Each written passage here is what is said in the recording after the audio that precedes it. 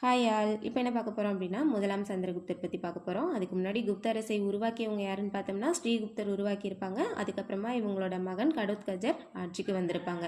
இவங்க ரெண்டு பேரும் குப்த அரசை விரிவாக்குறதுக்கு எந்த ஒரு போர் தொடுக்கிறதோ இல்லை வேறு நாட்டை தன்னோட நாட்டோட இணைக்கிறதோ இந்த மாதிரி வேலைகள்லாம் பார்த்துருக்க மாட்டாங்க.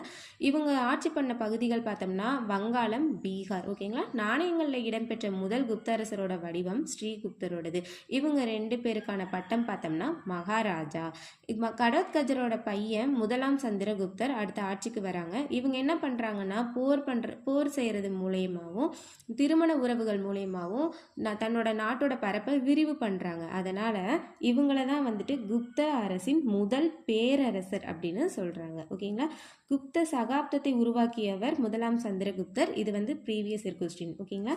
அதுக்கப்புறம் குப்த பேரரசை இவங்க தான் விரிவாக்கம் பண்ணியிருப்பாங்க. இவங்க என்ன பண்ணுறாங்கன்னா கங்கை நேபாளத்துக்கு இடைப்பட்ட பகுதியான லிச்சாவி கனசங்க அமைப்பை சேர்ந்த குமாரதேவி அப்படிங்கிறவங்கள கல்யாணம் பண்ணிக்கிறாங்க. ஓகேங்களா.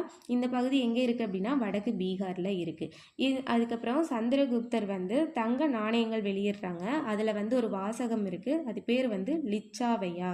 அதில் யாரோட உருவம் இருக்கும்னு பார்த்தோம்னா சந்திரகுப்தர் குமாரதேவி இருக்கிற மாதிரியான உருவம் அதில் இருக்கும். சந்திரகுப்தருக்கான பட்டம் என்னன்னு பார்த்தோம்னா மகாராஜா அதிராஜா. இப்போ இவங்களோட பெருமைகளை சொல்கிற ஒரு கல்வெட்டு இருக்குது. அது மெக்ரோலி இரும்புத்தூண் கல்வெட்டு. ஆனால் அது யாரோட காலம்னு பார்த்தோம்னா இரண்டாம் சந்திரகுப்தர் காலத்தில் உருவாக்கப்பட்ட மெக்ரோலி இரும்புத்தூண் கல்வெட்டு யாரோட பெருமைகளை சொல்லுது அப்படின்னா முதலாம் சந்திரகுப்தரின் பெருமைகளை பற்றி பேசுது. ஓகேங்களா. இவங்களை பற்றின கண்டென்ட் அவ்வளோதான். இந்த கண்டென்ட் உங்களுக்கு யூஸ்ஃபுல்லாக இருந்திருக்கும்னு நினைக்கிறேன். இது மாதிரி நிறைய கண்டென்ட் பார்க்க என்னோட இந்த சேனலை சப்ஸ்கிரைப் பண்ணுங்கள். தேங்க்யூ.